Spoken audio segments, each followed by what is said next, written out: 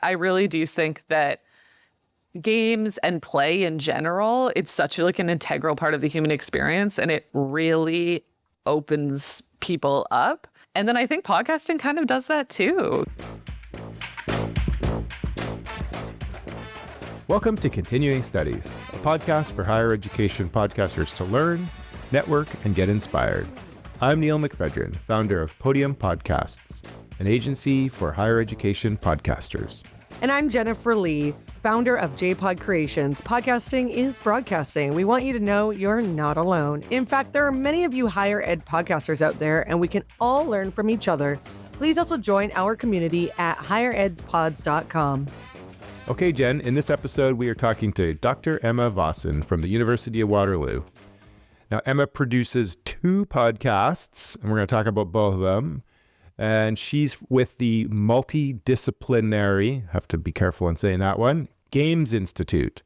The Games Institute podcast and the First Person Scholar podcast are the 2 podcasts that she produces. Yes, we got to interview another fellow Canadian today.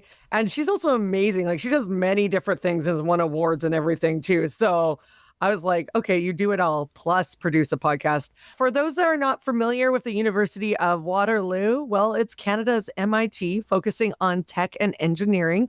The Games Institute is a super interesting and unique research center, but we'll let Emma get into that and explain, because she'll do it more justice. And she'll talk about how they use podcasting as a tool for engagement beyond the research center. Excellent. And we're also going to continue our little mini podcasting 2.0 feature.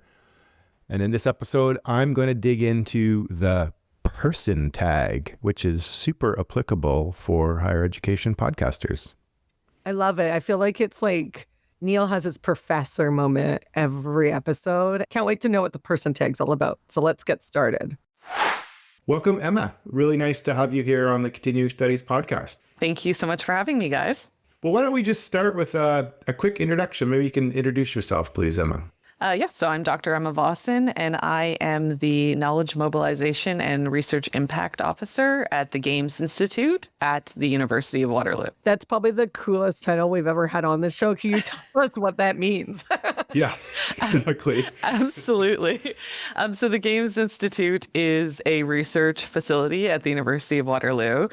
And my job specifically is in knowledge mobilization and research impact. So what that means is basically taking the undecipherable research that academics do and trying to make it so that people understand it and so that it's actually useful and impactful.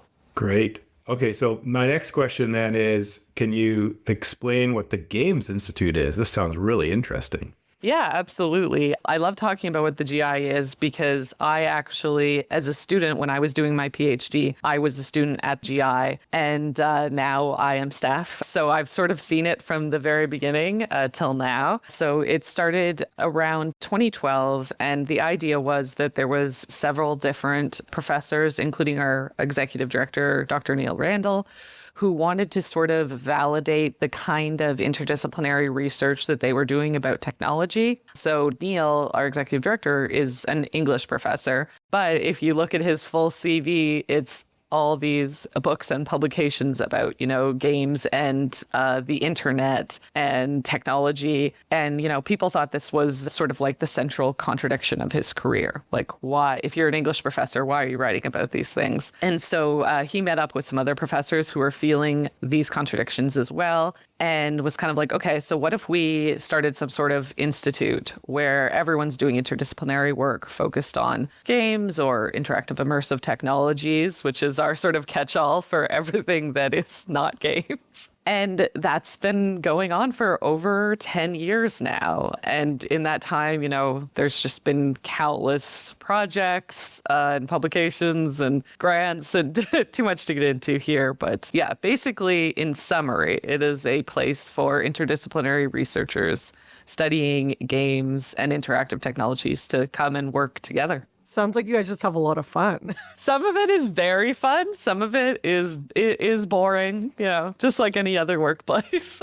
That's great. And this is awesome because University of Waterloo is a Canadian university. We're very proud of all the amazing technical research that's done out of University of Waterloo. So, and it's great to be, for Jen and I, to be interviewing a fellow Canadian from a Canadian institution. So that's great to have you on board. Okay, so we are a podcast about university podcastings, which is why we're chatting here. So can you just tell us a little bit about the Games Institute podcast? Yeah, so the Games Institute podcast, it was actually started by Marisa, my predecessor. The idea was that we have all this great research happening here, and it was sort of a knowledge mobilization outlet for that research. So individual researchers on, get them talking about their research, but then also to get them talking about themselves and their motivations behind their research, you know, the researcher behind the research sort of thing. Been going for a long time now. I'm now producing it. Part of what we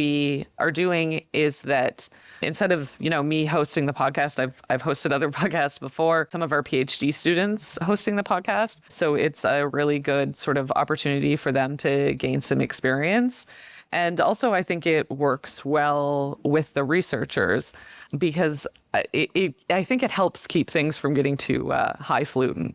And how did Tobin and Sid get the gig right now? Did they have to like beat a whole bunch of competition? Was there a gaming competition? They had to get to a certain level? Like, I want to know.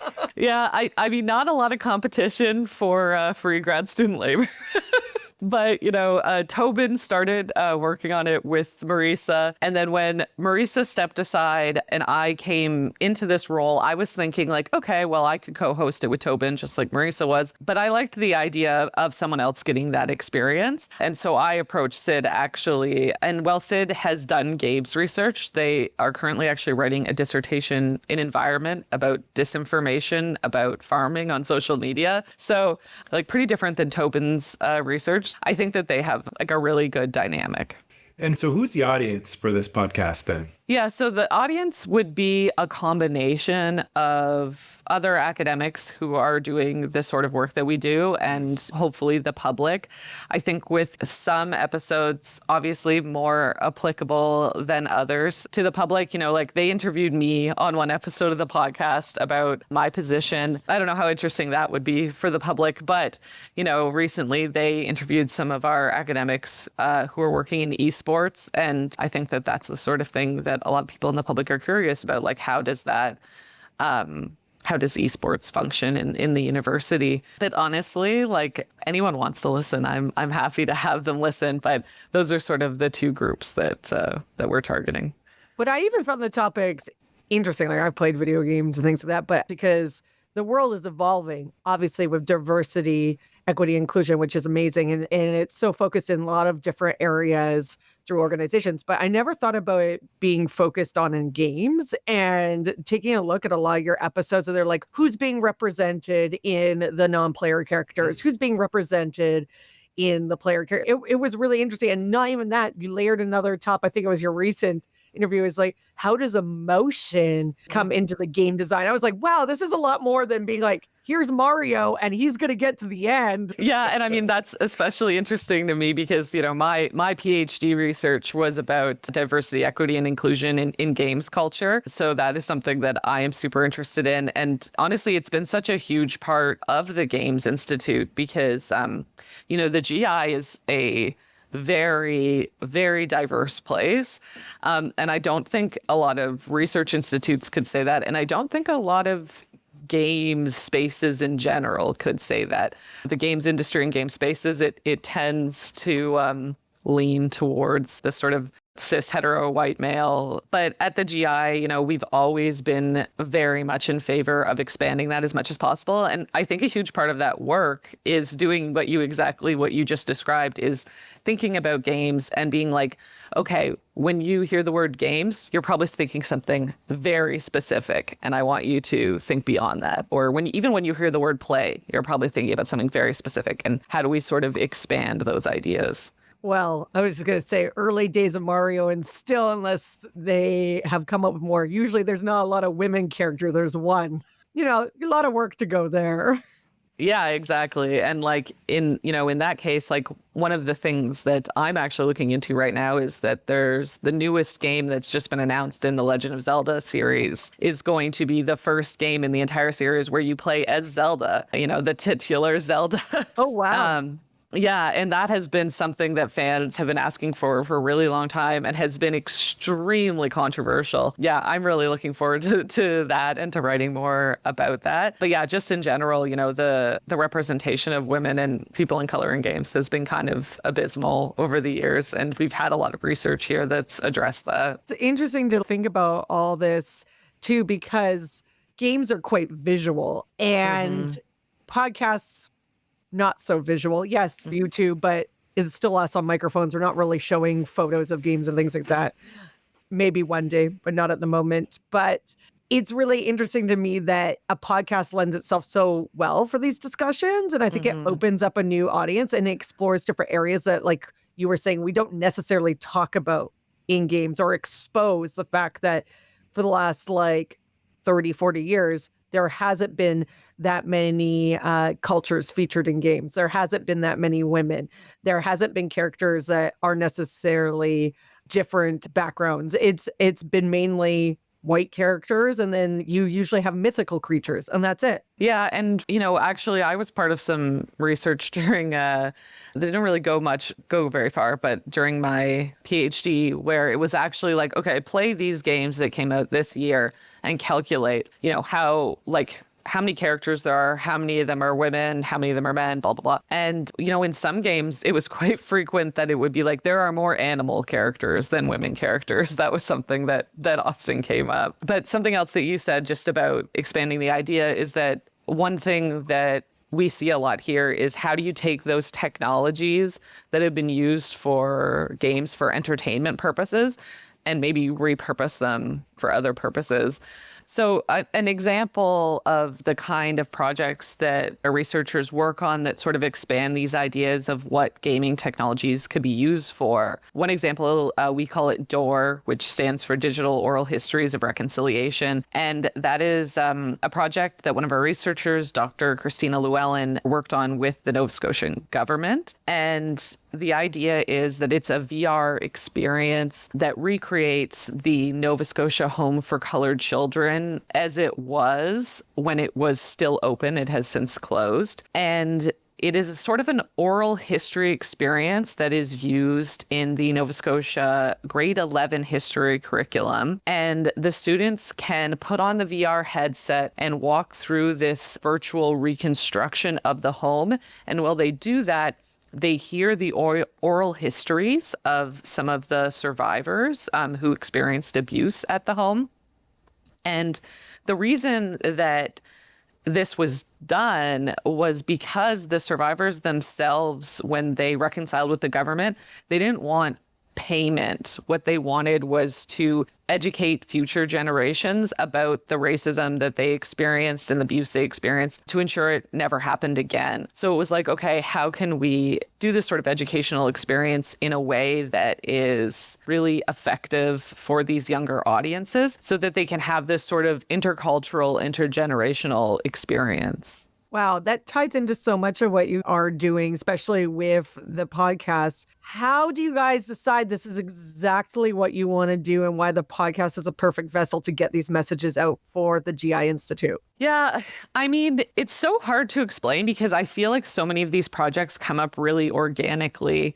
That project that Christina started, she started it before she joined the GI, and she was kind of lost with how do I do this? You know, she didn't even know she wanted to do it in VR at the time. And then someone suggested she reach out to Neil, our executive director. And Neil said, okay, well, how about I introduce you to some people? And he introduced her to Dr. Jennifer Robert-Smith, Dr. Gerald Voorhees, another one of our researchers, and eventually Dr. Oliver Schneider, whose lab is on the other side of this wall, and he works in haptics. And so then that built on the experience more to be like, okay, well, how could we add haptic feedback, this sort of, you know, like when your phone vibrates, like that's haptic feedback.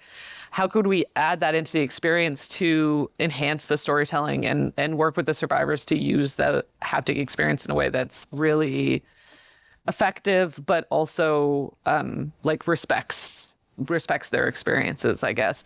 And so the podcast then is a way for us to sit these researchers down. They've obviously published papers about these things, but not many people are going to read these journal articles. So it's a way for us to sit them down and say, can you unpack that? Can you unpack that? Can you unpack that? And sort of take away some of these layers of academies that are around these projects to make the message really interesting and accessible to a larger audience. Are you finding that the podcast is like, there's such chewy subjects you're talking about here, and there's so many different layers to unpack.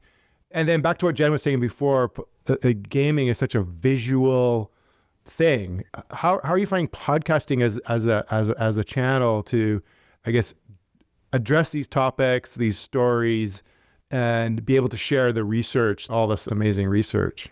Yeah, absolutely. There is something about podcasting that I feel like, because it's so stripped down, it allows you to really cut to the heart of what you're discussing. So I don't know, say someone's giving an academic conference presentation. They're going to have a script. They're going to have slides.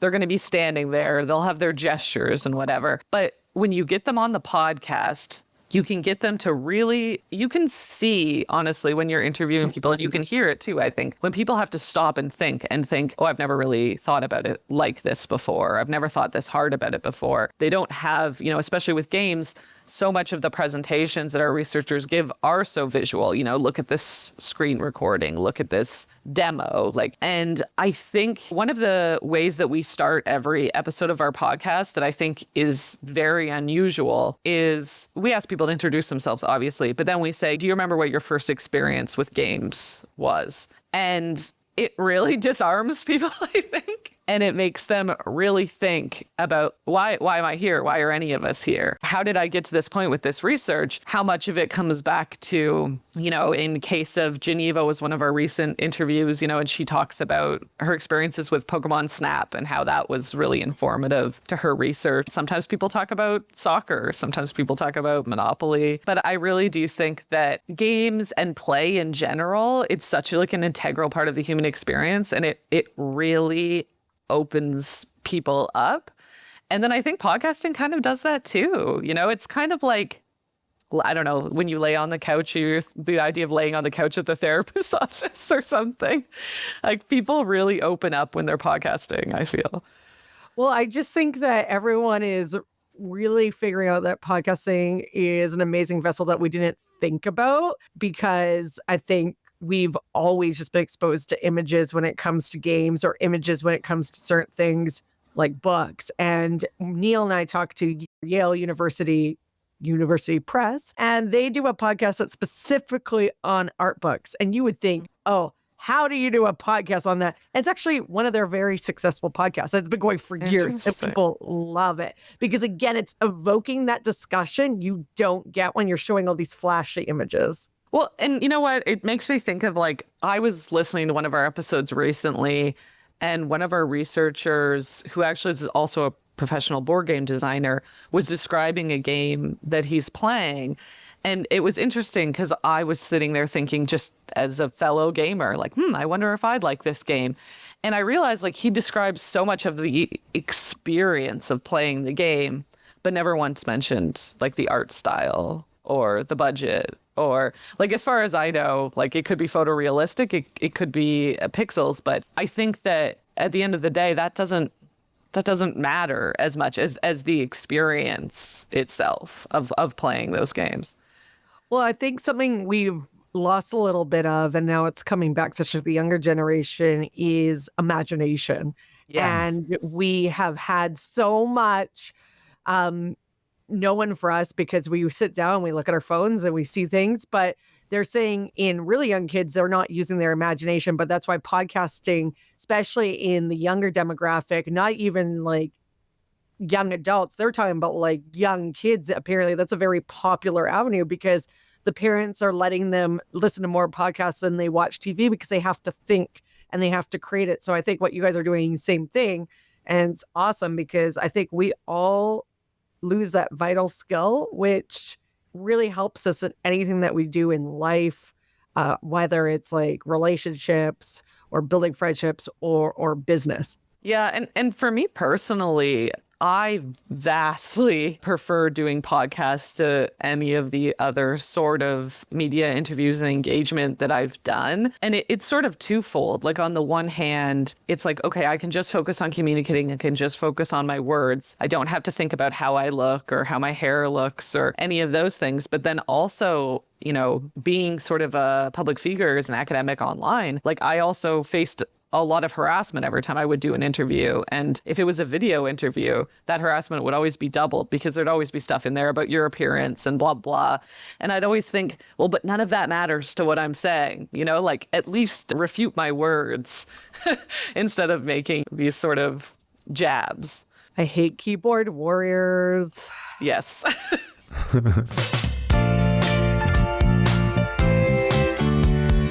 Podcasting 2.0. Welcome back to our ongoing Podcasting 2.0 segment. We'll hop right back into our conversation with Dr. Vossen in a couple of minutes. So as promised, we're going to keep you updated on our journey of infusing Podcasting 2.0 into this very podcast, Continuing Studies. In each episode, we've been adding this quick segment and we're focusing in on one of the Podcast 2.0 features that we've adopted and we recommend you adopting as well. In this episode, we're going to dive into a feature that highlights the collaborative spirit of podcasting, the person tag. So whether you're a solo creator, a duo, or have an entire production team, the person tag allows you to give credit where credit is due, and it documents the roles of everyone involved in your podcast.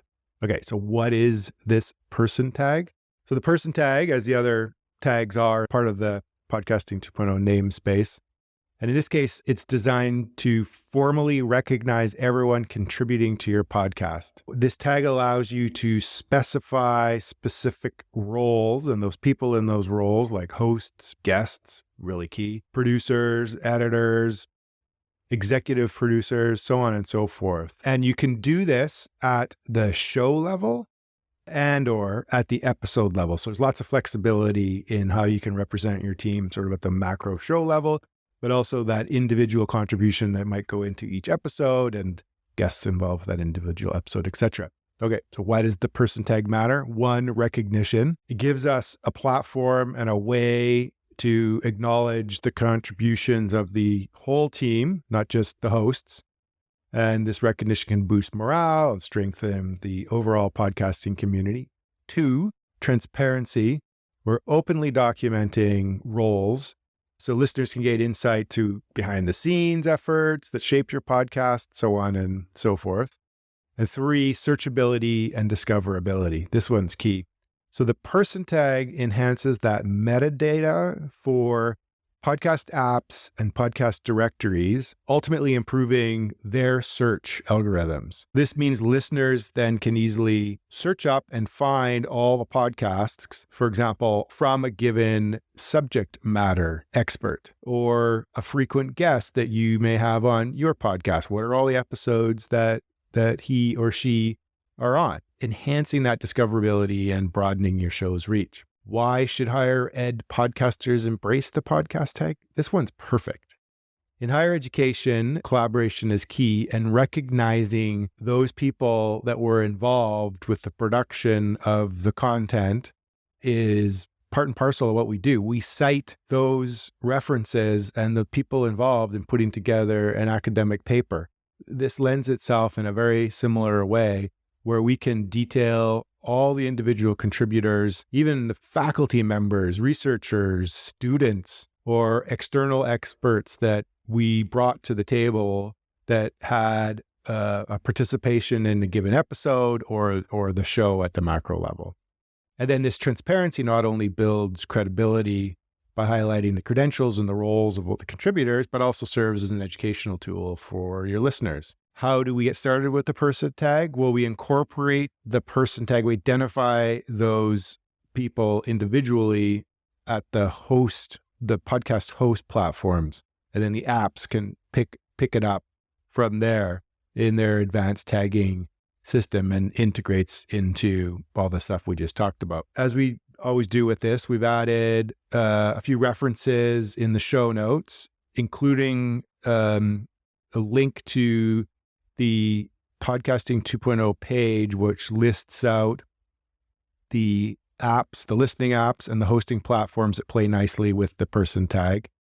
And then as well, I think these resources, you can go deeper into understanding how to implement and how it all works and so on and so forth. So we encourage you all your higher education podcasters out there, to start using the person tag and ultimately give credit where credit is due. It's simple. It's easy to add into your publishing process, and yet will have a super impactful way for indexing, searching, so on and so forth. Okay, thanks for tuning into Podcasting 2.0 segment. In the next episode, I'm going to talk about and dive into the pod roll. Yeah, it's interesting. Like, you really get me think about this a bit. It's only in the last 100 years we've had all this visual side of storytelling with graphics and cinema. And then it's only in the last, 10, 20 years where we've had incredible graphics and graphics cards in our computers and things like that, versus, we've been telling stories for thousands of years as humans. So it kind of innately kind of taps into maybe sort of more of our inner beings, maybe. It's really interesting. And I love how you guys are using the podcasting medium in the way you are. And that question you ask off the top, just to sort of get into it and get someone thinking a little bit differently and sort of getting into the storytelling and the spoken sort of discussion part of it versus being caught up in your visuals and presentation. And that question is so important because it really opens up people and it really showcases who they are. And even if I think about what was the first video game experience I had was, oh my God, this is like, the little cartridges that you had to like blow on and put them back into the Nintendo, the brown Nintendo, that one. Yeah, oh yeah. And not the 64, which was purple. But I remember Mario and like the old school one where they had to like carry everything on their head and use it to throw off and stuff. But that's what I think about. That's Mario 2. Was that Mario 2? Yeah. Okay, perfect. See, I don't even know. But Neil, do you know this is fun. Do you know what your first video game experience is? I had friends that had Ataris and Coleco. I think first one that I sort of owned and had, it wasn't really gaming, when I had a Commodore VIC-20. So I'm really dating myself here. And I mean, it's funny because I was going to say my first was a Commodore 64 was my first gaming experience. So you're not dating yourself, at least in relation to me. I couldn't afford the 64. I could only afford the VIC-20.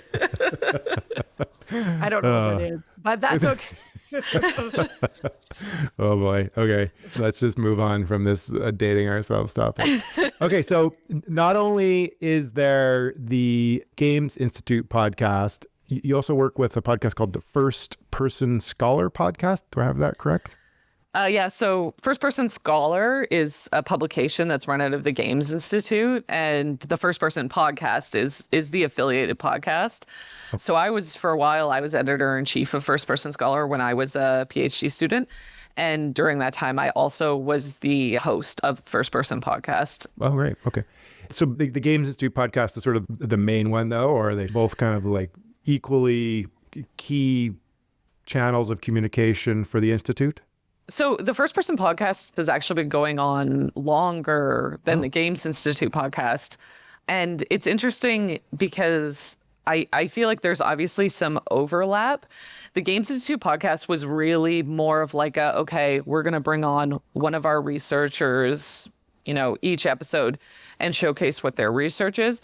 Whereas with the First Person podcast, it was much more, let's get a sort of panel of experts together who may be from the Games Institute or maybe external and talk about specific subjects within gaming. And so, yeah, that's sort of the separation. Does that make sense? Totally. Yeah, that totally makes sense. And it makes sense why you would launch that second Games Institute podcast. I like that. You're kind of like focusing in on an episode on a researcher and their research, basically. Yeah. And with the First Person podcast as well, First Person Scholar has always been run exclusively by grad students. And so the podcast as well, like the majority of the guests and hosts on the podcast are also grad students. And whereas a lot, like we have more of the full faculty on the Games Institute podcast. So there's also kind of that separation too. But it's all kind of the same philosophy. Like First Person Scholar was started in 2012 as a middle state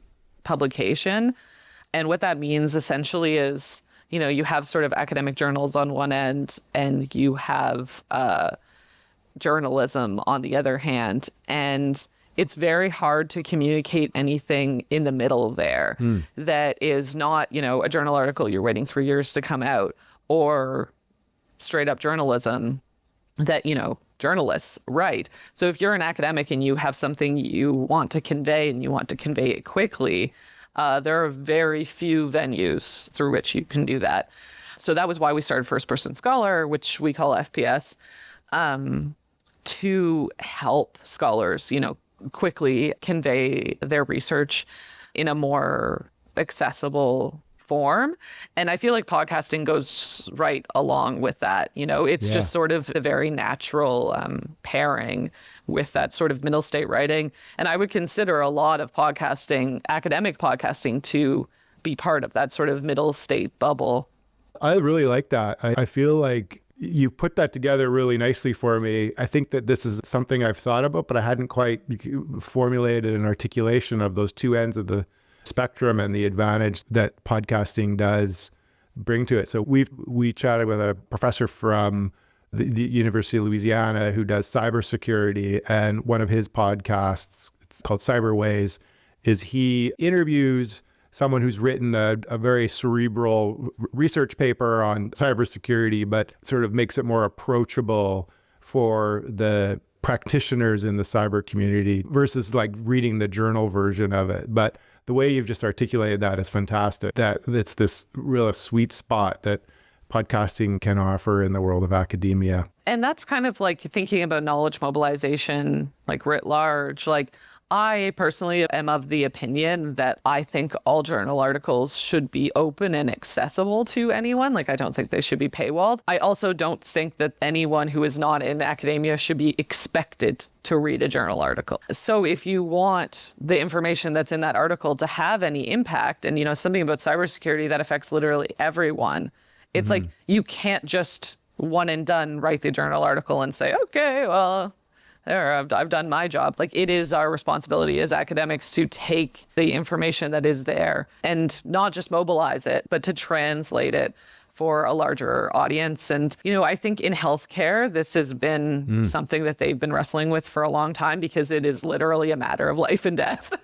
But other fields are quite behind when it comes to knowledge translation and mobilization, I think.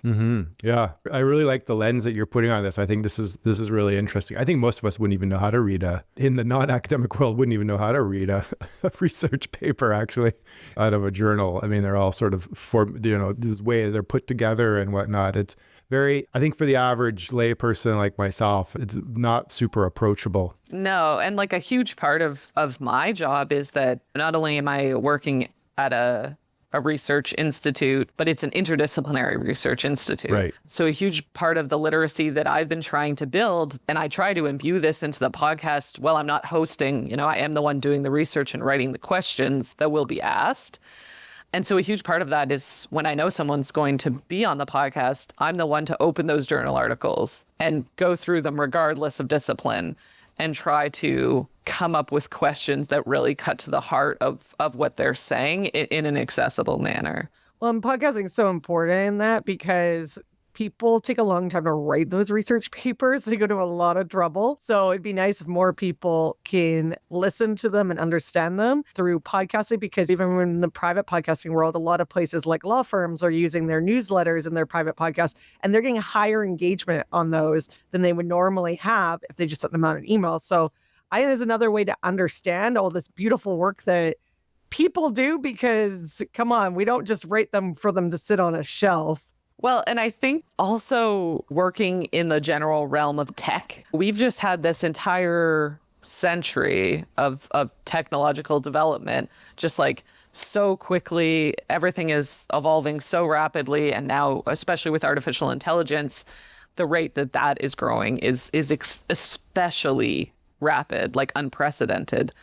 And I think that we actually need to sort of move from step one was making all this technology, and step two is then how do we take all that technology, all this amazing technology, and actually implement it and put it into place for social good, for the good of humans, not for making money, but so we, survive. And I think that podcasting is one of the key pieces to that. It is a very effective way at getting complex information out because it's edited, but you can only edit so much. And there's a lesser barrier to entry because most people do have a cell phone so they can listen, or they can even, I wouldn't recommend this, but there's tons of videos on it. You can even record, and I can't believe I'm saying this, a podcast on your phone, but I won't even get into that because that's like one of my pain points. But you're so right. And I am glad that we have this tool because I do think audio in general is going to be a great link for the future. So thank you so much for joining us today. We really appreciated having you on. This was an awesome discussion because I think more and more institutes have to have these discussions and figure out how we're going to grow in the future and how we're going to use audio to be more inclusive and bring our message out. Yeah, absolutely. And yeah, I would love to talk to you guys again anytime. Thanks so much for having me. Yeah, that was great. Thanks so much. Wow, that was an awesome conversation, Jen. I know I say that every time, but that really was. Emma really got me thinking, and I said that a couple of times in our conversation, but her take on podcasting and how she sees this opportunity of podcasting filling this middle ground between, I would say, like journalism on one end of the spectrum versus research journals on the other end of the spectrum, and podcasting kind of come right up the middle and fill this middle ground between the two. I really thought that was an interesting take, and definitely something I think for higher education podcasters to think about. Yeah, I really enjoyed that as well because research, like I've had a few friends do their MBAs and it's like they put all this hard work into it and then no one, well, like I can't read it. It's like a long thing. And it's nice that people are starting to dig these up as well. And I also like the fact that, kind of similar to our guests that we had on a previous episode, Yale University Press, when they were doing the art books and they were translating them onto a podcast that was very successful, even though it was a very visual medium. It's the same thing that they're doing here, but with video games. And so I grew up in the like Pikachu generation. And when I was really young, that's what I played. And so the episode I listened to, they were really able to create the imagery with that. And I just thought it was really fascinating. Yeah, she talked about typically in their world, a presentation is filled with graphics and it's very graphically focused, but that's all stripped away, forced to be stripped away in this audio medium of podcasting, and how that allows them to get almost deeper into these conversations they have about video games and graphics and so on and so forth. But yeah, what a great one. Every time we go into these, it amazes me how much we learn. We try to kind of steer the conversation and then some great stuff that comes out of it. This was an excellent one. So Jen, why don't you read us out? Yeah, I just have to say one more thing before Okay, you can say one more thing. Go. Okay. Thank you, Neil. What I wanted to say was it does surprise you because we've been doing so many of these for a year that I thought when we started this journey, because you and I have university and college clients, that all the podcasts would be very similar about them joining the school. But honestly, I felt that we have delved into so many different unique ways that they are promoting the university in a way, but through different genres. So I thought it was really neat. Anyways, that's my take. That was great. Yeah, I think that was a worthwhile comment to tack on at the end there. Jen, thank you. I appreciate it. So now I'll read us out on my own terms. Okay, thank you. So thank you for tuning in to the Continuing Studies podcast, a podcast for higher education podcasters. We hope you found this episode informative and inspiring. If you enjoyed the show, we encourage you to follow and subscribe to our podcast on your preferred platform so you never miss an episode. But if you found this episode particularly valuable, please consider sharing it with your friends and colleagues who also might be interested in higher education podcasts. We also invite you to join your peers on higheredpods.com, where you can connect with other podcasters in higher education and learn from others in the field. Thank you for being part of our community. We look forward to continuing to bring you valuable insights and conversations around a higher education podcast. See you in the next episode.